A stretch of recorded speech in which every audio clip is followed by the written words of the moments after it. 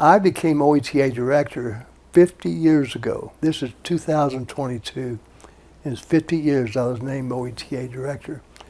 John W. Dunn, who was the first director, announced that he was retiring. And this was after 19 years of starvation budgets, difficulties with the legislature, etc.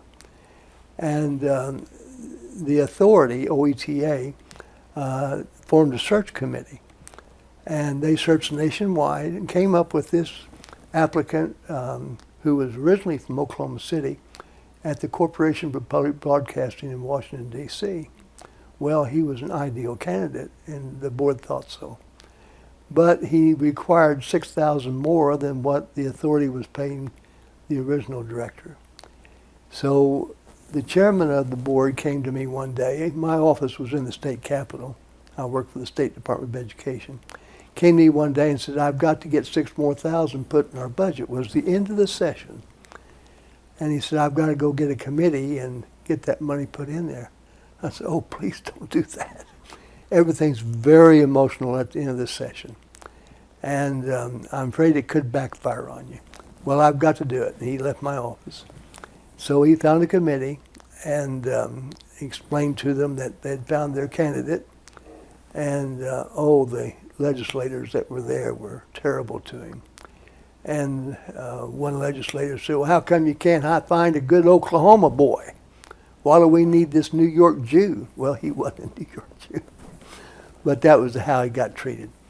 And the chairman said, well, I'm not going to allow politics to interfere with this. Oh, you're not? So they lined item the salary $6,000 below what that director, what that applicant said he could take. And so the chairman came back to my office really despondent, saying, you know, to be treated like that with all the time that I put in on this was just terrible. I'm just going to have to quit. I said, oh, hold on, Mr. Bratcher. Orville Bratcher was his name. Somehow I'm sure we can find $6,000 in the budget and take care of this. Nope. And he got up to leave.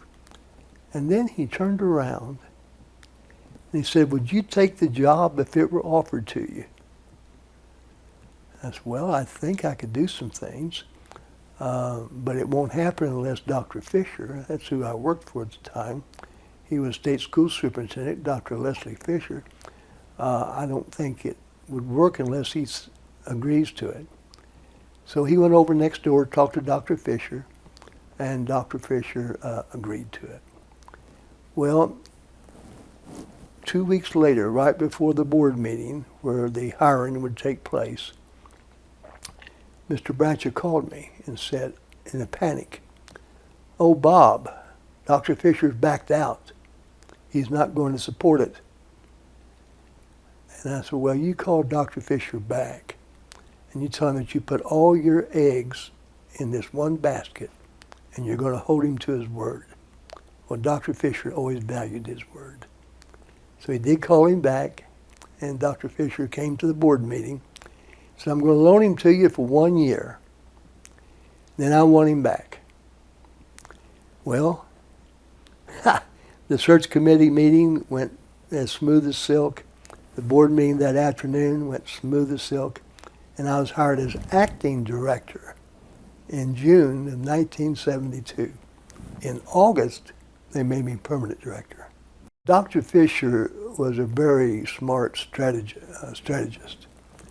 He had some legislative feedback, knowing me and knowing him, and thought that I would use that as a political tool for his behalf.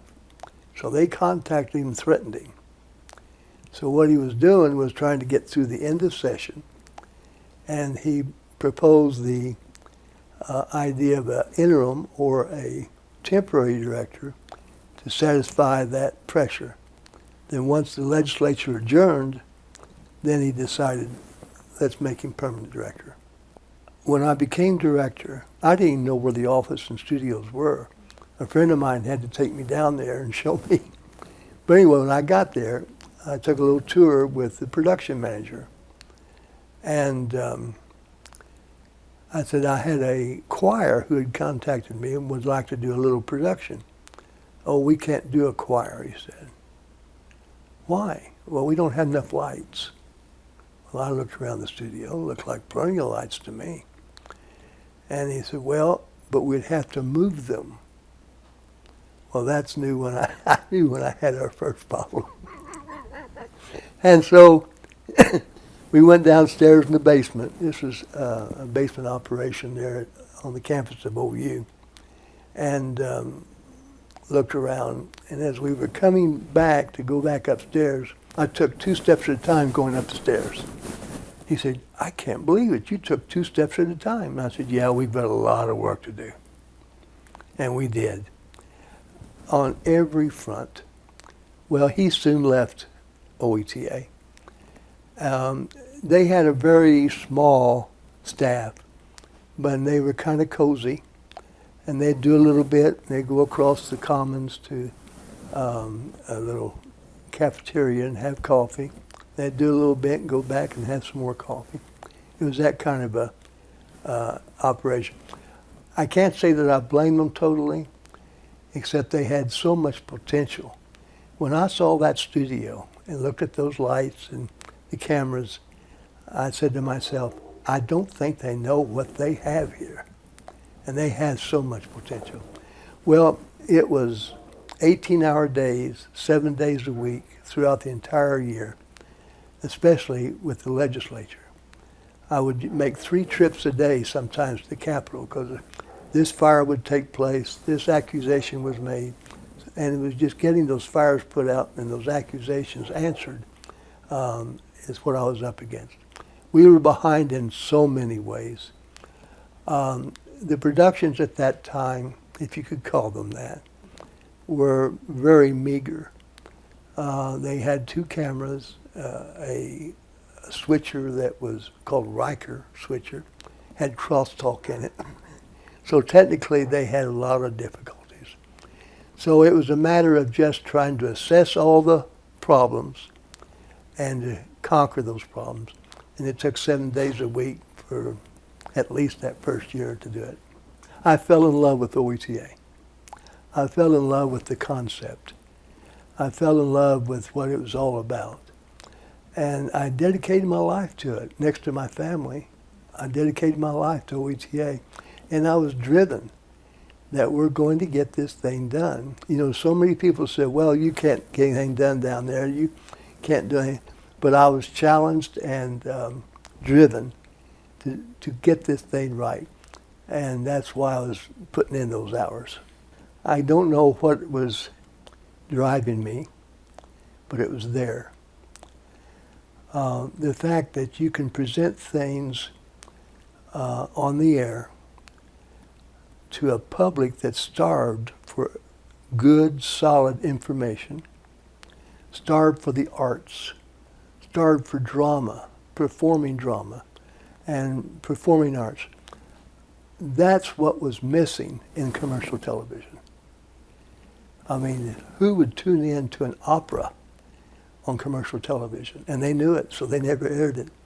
But public television could and would and did.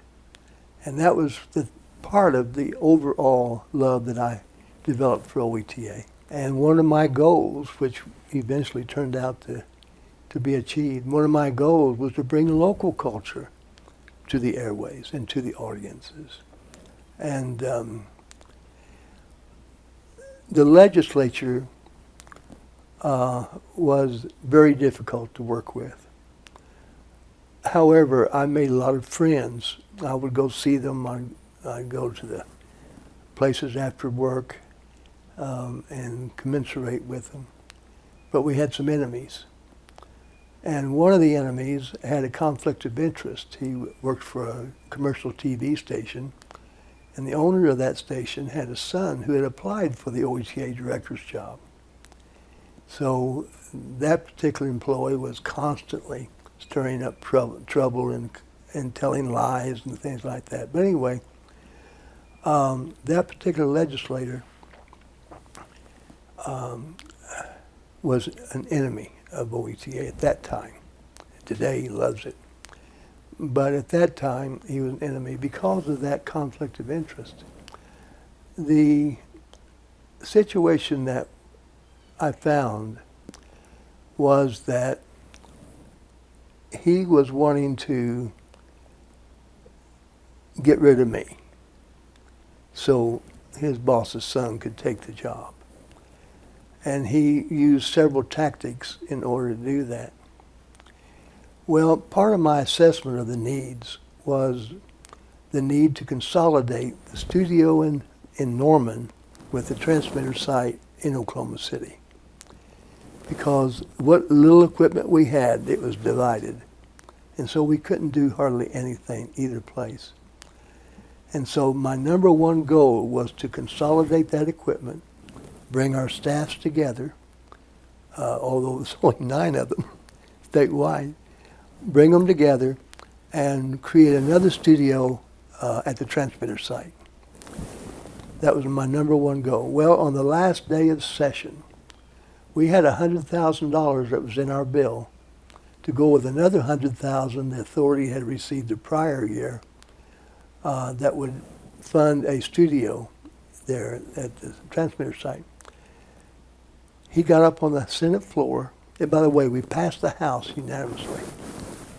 He on the Senate floor, and he said, let's send this bill back to committee. Let's have another interim study to study this thing. We've got a director down there that's spending money he doesn't have.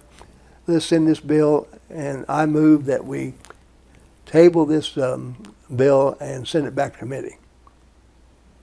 Well, the vote failed by 1 vote. And that means we got our money.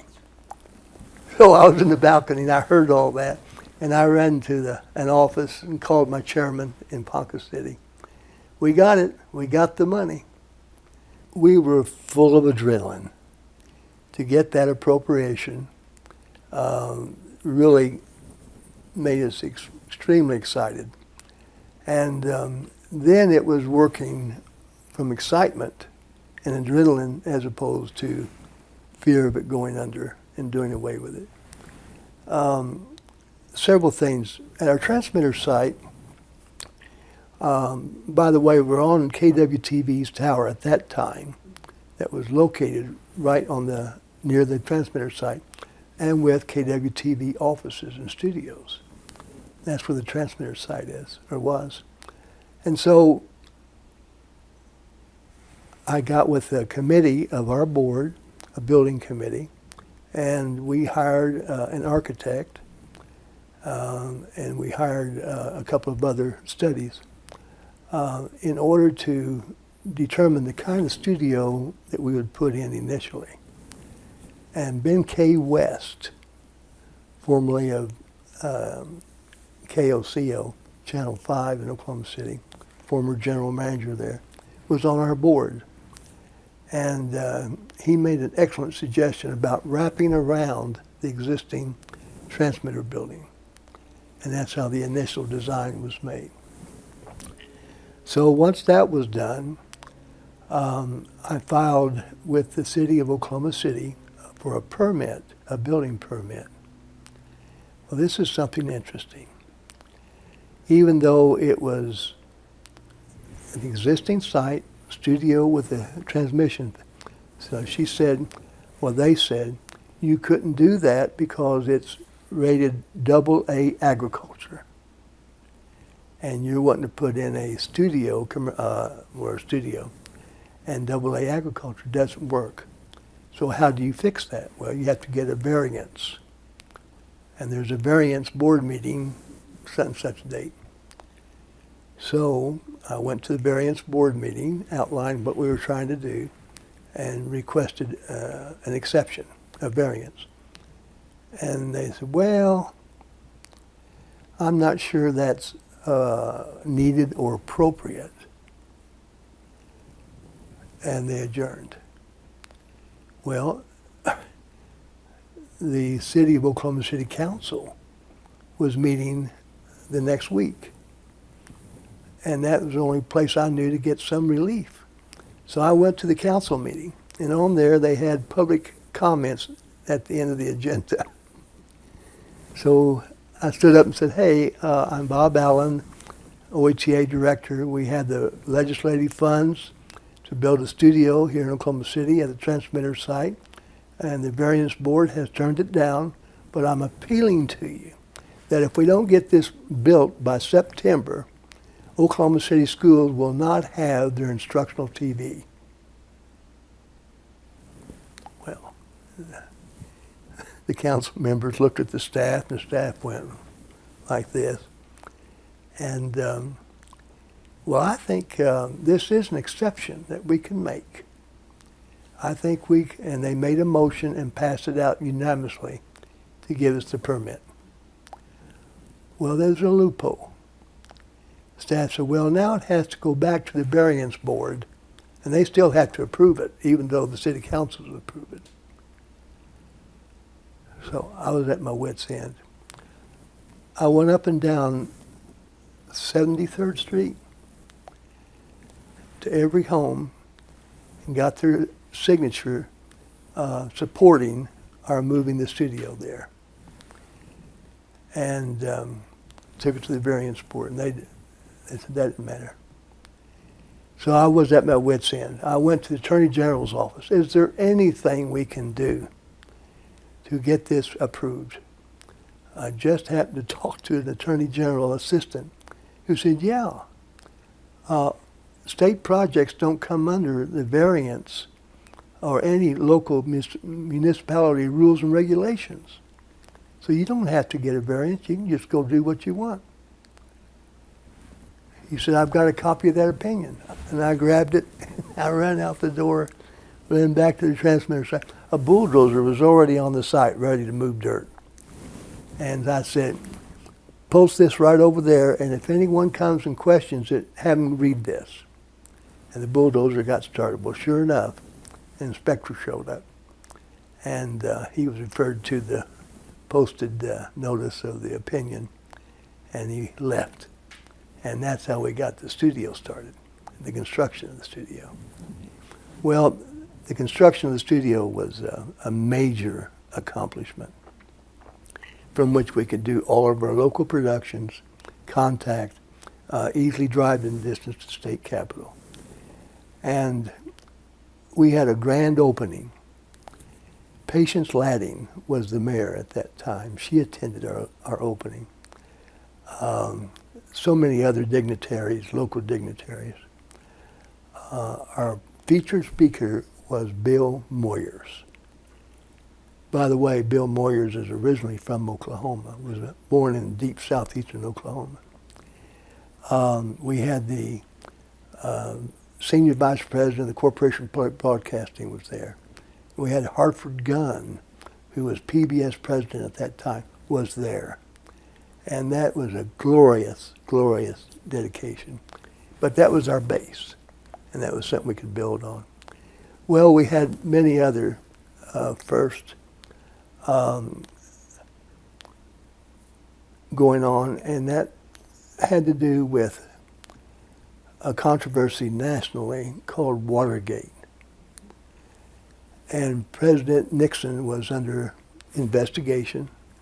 They were having hearings in Congress about how he abused his power.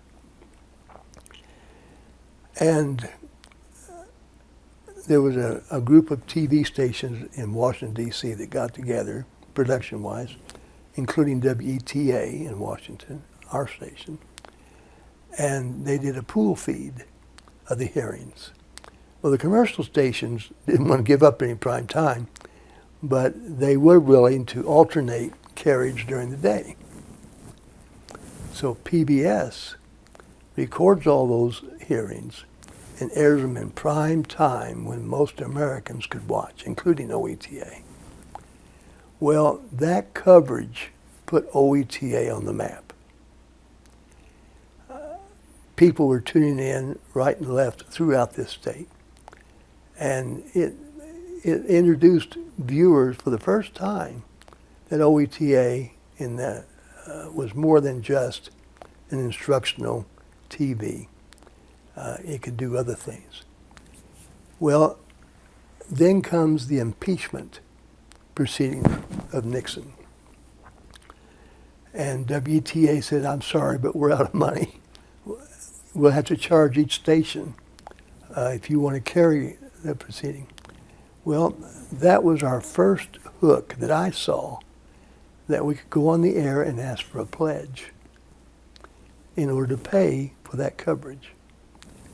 And so I wrote a script, had our chairman, Juanita Kidd, go through a studio at Channel 5, a very friendly station to us, and cut a spot asking for a pledge of support in order to continue the coverage of the Watergate impeachment hearings. Well, the first spot aired about 3:30 to 4 o'clock in the afternoon. And I believe it was 5:30 or 6 that Nixon announces resignation. When Nixon vetoed the Public Broadcasting Act of 1972, he did so because too much power, he said, was at the national level on programs, program decision making. So the new PBS that was formed by Ralph Rogers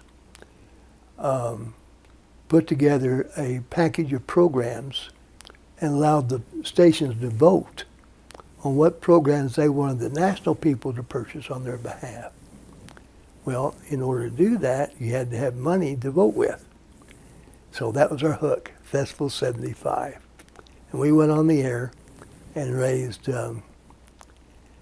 we didn't have virtual pledges then, it was all local. And we raised $125,000. And that gave us more than enough money we needed to buy our share, our rights to those national programs. And then we did that every year after. All our local pledging was done by myself and a couple of other people that we brought in, local broadcast people.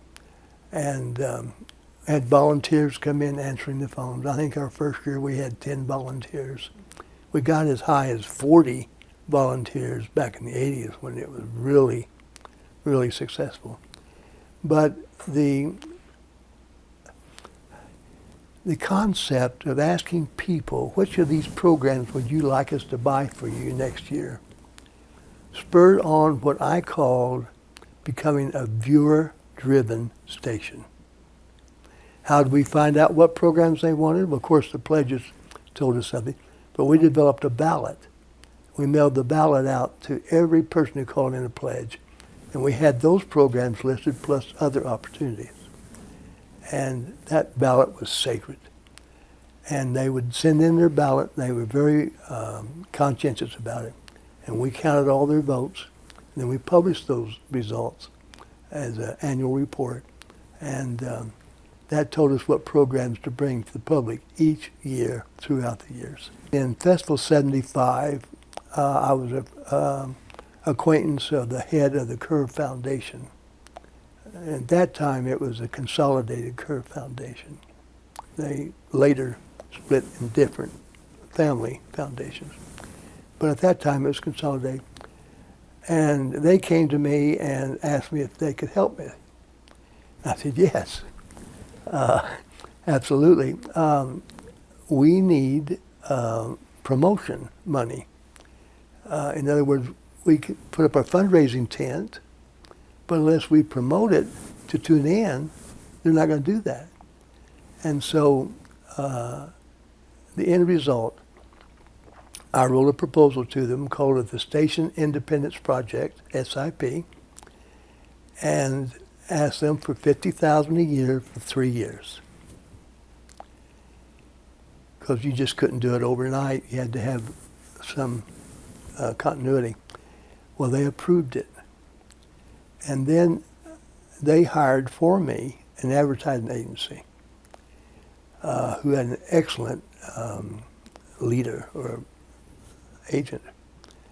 And that person bought up TV time, bought tune-in advertising, tune-in radio advertising, And that promotion drove an audience to us that we never would have had. Well, that grant continued on for many more years until it finally, they said, you're doing good. You no longer need our grant. But I never stopped it. I kept putting in that investment in that advertising. Well, when you do that, you're also building your audience, not just for fundraising, but tune-in audience. And that's one of the many reasons that today we're #1 rated station in the nation. Actually, #1 state network in the nation. First of all, Channel 13 call letters is KETA.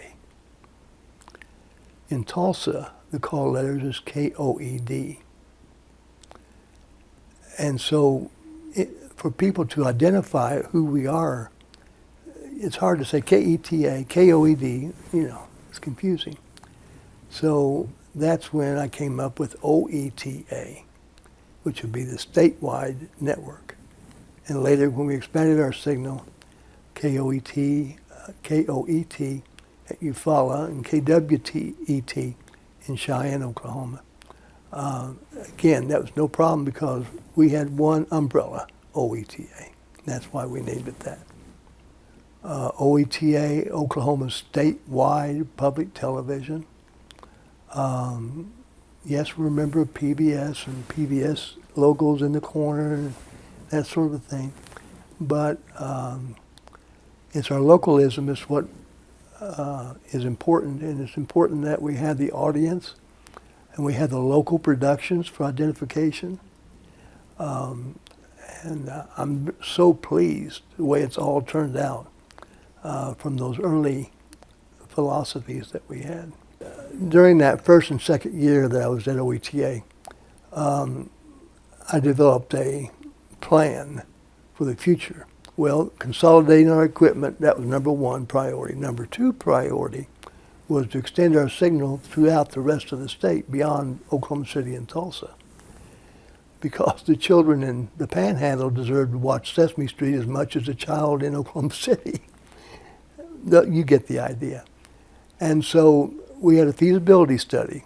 I got it funded by the legislature to first investigate the feasibility of putting a station in southeastern Oklahoma. Well, the study was approved, and sure enough, there was a Channel 3 was available to drop in, so to speak, in this one area near Eufaula. And so I went back to the legislature. At that time, they asked for two things. One is money to match a federal grant to put the station at Eufaula on the air. The other was for a mobile television studio. Ed Burong from Weatherford, one of the nicest, most polite gentlemen you'd ever want to meet in the Oklahoma legislature, was chairman of the Appropriations Committee in the Senate. I had put together a video request showing what Iowa did with their mobile unit. And their slogan was, "The state is our studio." And also had in there a request for matching funds from HEW to build a station near Eufaula. So that's how we got that money for our matching. Okay, now we got matching money. Later, the HEW did approve matching funds, and so now it's time to build Channel 3 at Eufaula. Well, that was the beginning of the most difficult situation I had ever run into. Here's what happened. We went out for bids, and we got low bids to build the tower. It'd be a 700-foot tower, and it would cover a 65-mile range in that area. So the contractor, or the tower team that got the contract, happened to be union related. So when they showed up, they said, "Well, where's the shop foreman?" What? We have to have a shop foreman. We have to have this. We have to have union labor on the job. We're a state agency. We don't do that. Well, we're not moving until we do. So we finally got that authorized, got that taken care of. And then the particular crew that was there to build the tower liked to drink a lot. And they also, I'd call down there almost daily and said, well, how's it going? What's the progress? Oh, we can't work. It's too windy. Well, and of course, here in Oklahoma City, well, the wind is no problem here. Well, it's too windy. And they'd go to the bar and drink. So I had that kind of a crew. I was beginning to think that God didn't want us in southeastern Oklahoma because it was fraught with problems from day one. Well, that was just one. We'd come to the time where it's time to turn it on. And we were here in Oklahoma City at the studio. Engineer down at the Eufaula station was ready to get the authorization to flip the switch and turn on the transmitter and bring Sesame Street, Masterpiece Theater to that part of the state. Steve Staten, my deputy for operations, was in my office.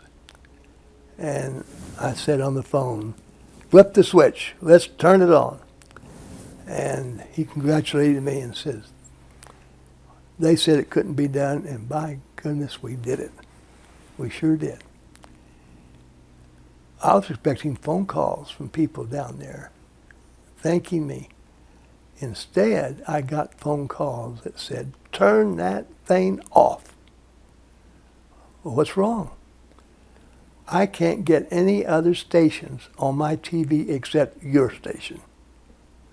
Well, here's what happened. Unprepared as we were, we turned on a full-powered 100,000 watt Channel 3 transmitter right next to their homes in the area. All these homes had high-gain antennas to get stations 90 miles away in Tulsa. And a lot of them had boosters on. Well, we turned on this full-power station right next to them. And that full-powered signal went into the TV and overloaded it and put us on every channel of those TVs. Oh, well, they were not happy. They were very upset. I went to southeastern Oklahoma and met with a group of people there at a furniture store. This furniture store had loaded up TVs because he thought with the new tower, people would be wanting to buy brand new TVs, which wasn't the case now. And so we went in there, and I thought there might be a few people joining us. Well, my goodness, half the town came through those doors and came around me and our staff that we had there, yelling, do not turn on that, turn it off. We do not like your station. And I said, here, I'm down here to find out how to fix it and get your input, get your ideas. And I said, they make traps, I understand, that you can put in on the antenna system that would trap out the opposing channel 3 and let the other channels come in. I had heard there were traps, but I didn't know if they'd work or not. So I was doing the best I could to not get attacked, I guess you could say. And so this one guy brought in this lady in a wheelchair. And he said, you're going to make this widow woman get up on her roof and put a trap on her antenna system? Is that what you're telling me? I said, no. We're going to do it. And so that seemed to alleviate some of the problem. Well, we left there that day, and that's when I again said, I don't think God wants us in southeastern Oklahoma. We had other problems. When we first acquired the land down there, we needed a road to go up to this mountain. And so I sent my deputy for planning and research down there to find out who the owners were and to get releases and that sort of thing to build this road. So he came back after a day, and he said, well, I got the release. Well, who'd you get it from? Well, I got it from this guy. I was up there, and he was on his bulldozer. And I said, who owns this land? He said, I do. I own all this. And so we got a real good deal because we also hired him to build the road. Well, as it turned out, that road had an undivided interest in 6 families, 6 different families. And one of them was a nasty divorce. And so this lady went up to the road that was built and put a chain across the road so our transmitter engineer could not get up there. And she sat in a chair with a shotgun. Was not going to let him get up there. So I get this call from the engineer saying, I can't get up there, they won't let me in, and this lady with the shotgun. So I called the sheriff, the local sheriff there, told him what was going on. He went up there and got her to take the chain down, and he took the shotgun away. But there's those kinds of stories. There were people also taking shots at the tower. Long story short, Steve Staten, who was my deputy, saw what was going on, understood what the people were doing. And he said, let me move down there and open a bank account and let them know that we're down there trying to work on something. Meanwhile, when we got back from that meeting, I'm calling companies all over the country looking for traps, particularly a Channel 3 trap. And I found 2 or 3 companies that had them, and I had them ship them to me overnight. Well, how do you test it? So we rigged one of our trucks with an antenna system. And Steve and I both put on old overalls and shirts because we wanted to travel incognito because they were livid down there. So we drove down to Arrowhead Lodge to stay all night. And next morning we would do the testing of these traps. Well, we got down there, and again, being incognito, Steve checked in under his name, and we stayed in the same room. And so, had a little entertainment. We had dinner, by the way. Had a little entertainment. We turned on the TV.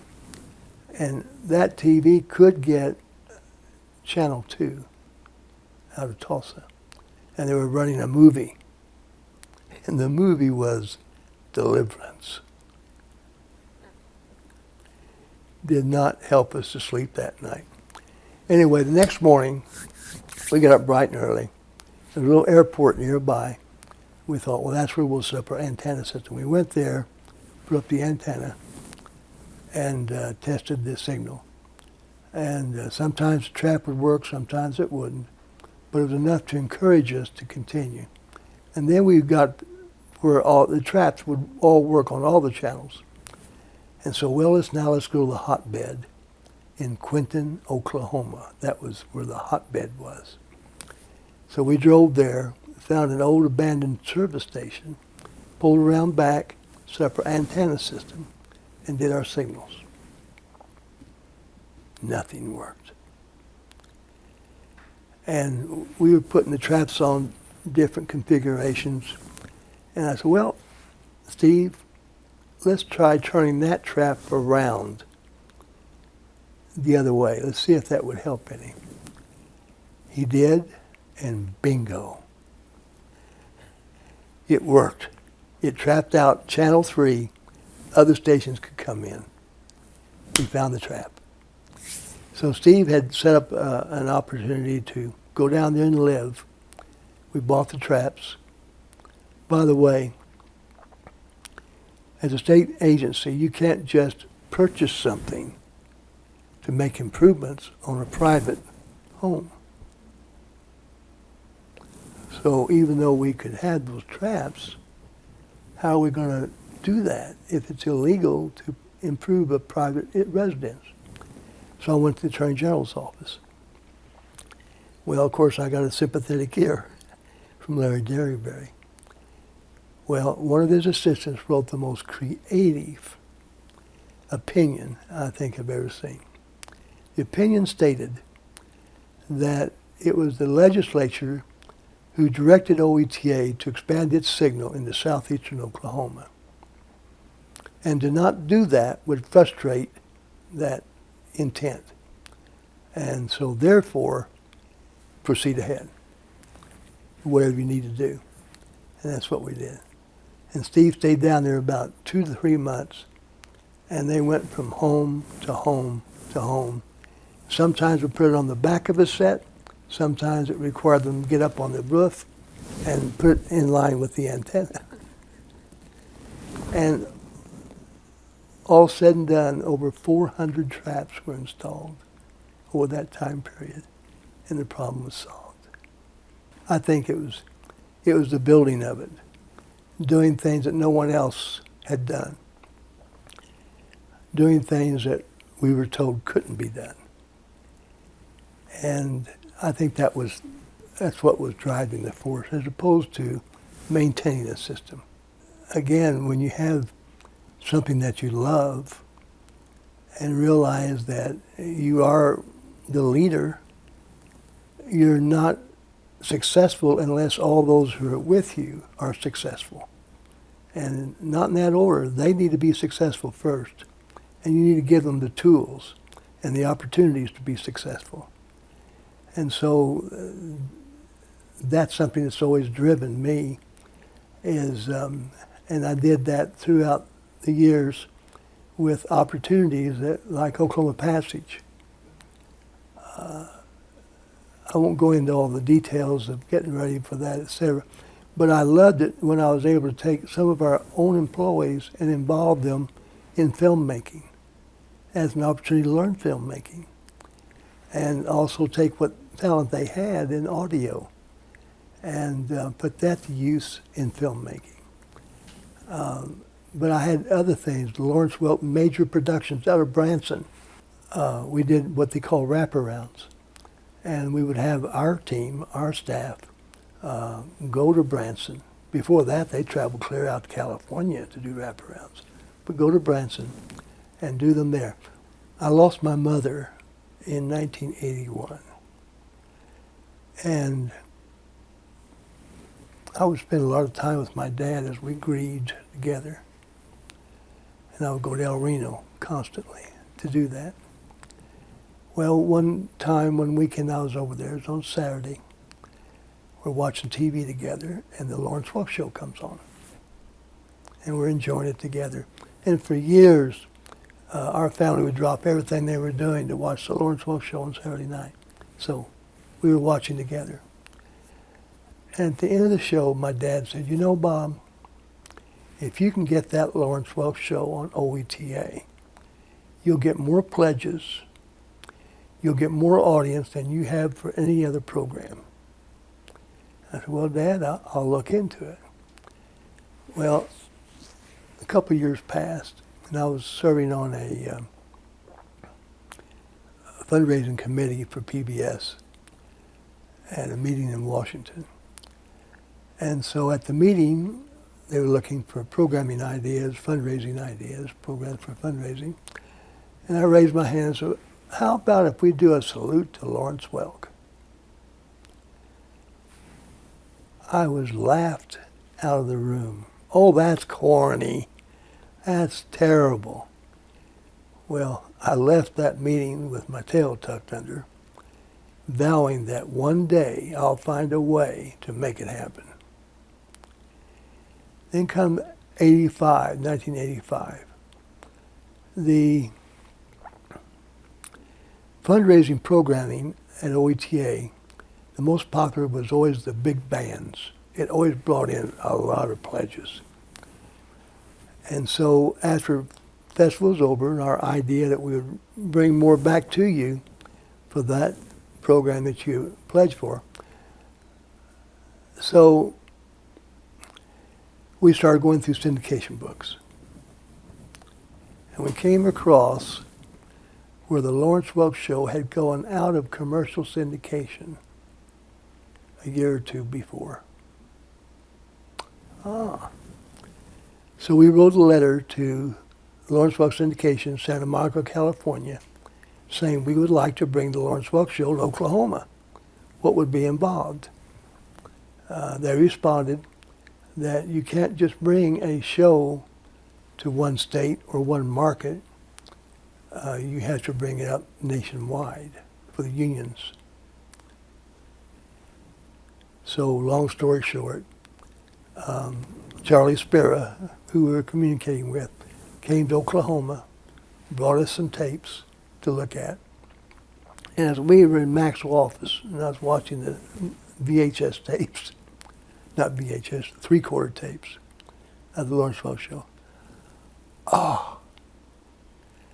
This is a gold mine of opportunity.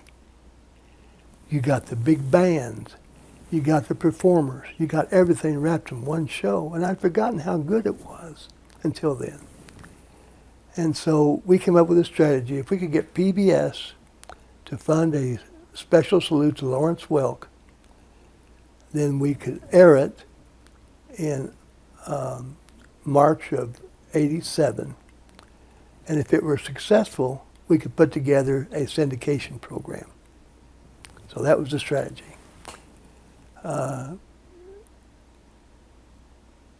Getting the approval from PBS, especially at a time that they still had that attitude of Welk being corny. I called Robin Breed, who was in charge of fundraising, and said, Robin, if you were to do a special, and in this case we're looking to do a special of Lawrence Welk, what producer would you look to put together something like that? She said, Camera 3 in New York. Okay. So I contacted Camera 3, sent them a letter, proposal, and they first responded that that isn't the kind of show that we do.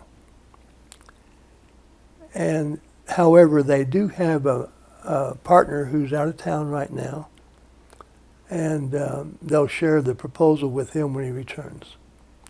Well, when he got back and saw the proposal, he calls me and says, I love the idea.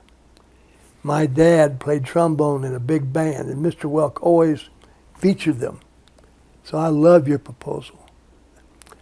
So we arranged for them to meet with Larry Welk out at Santa Monica, Lawrence's son, to propose the type of show, what cooperation, who to work with, put together the clips, etc.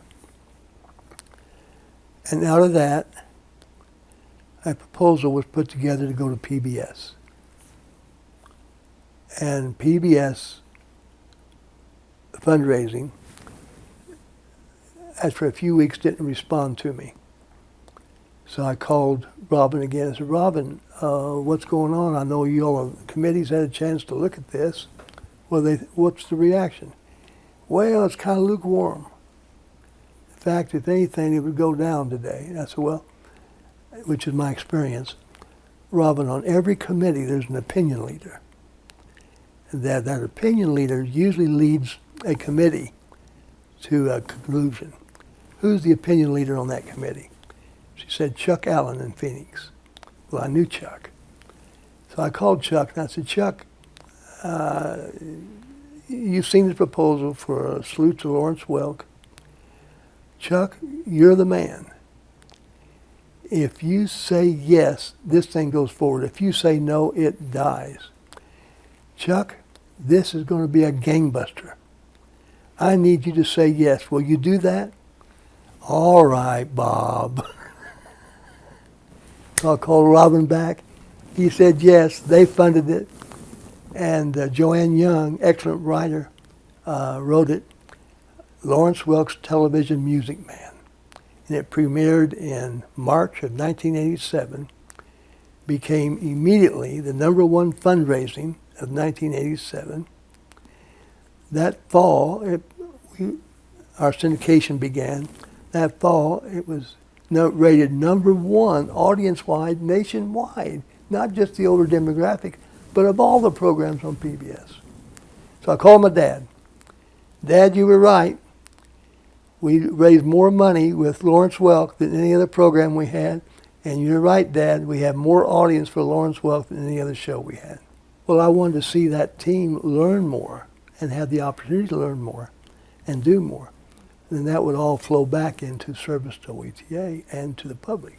The relationships there, like you say, among many other constituencies, is so vitally important. Fundraising, people give to people. Obviously, the concept's got to be there, the goal's got to be there, the purpose has got to be there, but they give to people. And so that was something that I didn't do it for that reason, but that was just part of me. Commercial television-wise, we got so much help from them. The news studio desk all came from commercial television. As they would get new set, they'd have the old set, and I'd be there on the door asking if we could have it. And those sets were wonderful. They were beautiful. Another example, during our fundraising, getting ready for fundraising, we were short on good fundraising programming one year. So I called Mike Palmer at KOCO, Channel 5, who was program manager. Mike, do you have anything, any big bands or something like that we could air? And he said, well, let me get back to you. And he called me back in about an hour and said, how would you like to have the greatest story ever told? Oh, I'd kill for that.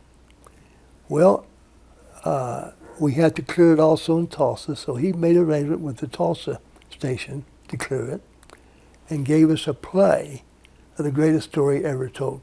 The reason that he had it available was they would never air something 4 hours long. Okay, so we aired that show on a Sunday afternoon starting at 1 o'clock, and we built in fundraising time, so it was about a 6-hour event. We raised close to $100,000 that afternoon. And it was through that kind of cooperation. Also, Bill Thrash, who was there at KTVY, Channel 4, we would call him. And Bill would occasionally give us a show that we could use. When I was getting ready to produce Oklahoma Passage, and I needed some really competent help. So I contacted Bill Thrash. Long story short, he turned me down a couple other times of coming to work for us. But I told him, Bill, I want you to direct a movie. And that did it. He came on board. So those relationships really paid off. And also I would keep them informed so they didn't get a hot foot if something happened at OETA. And so that worked out. When FCC mandated that the stations convert from analog to digital, well, I had just built an analog network. I found it difficult to become enthusiastic about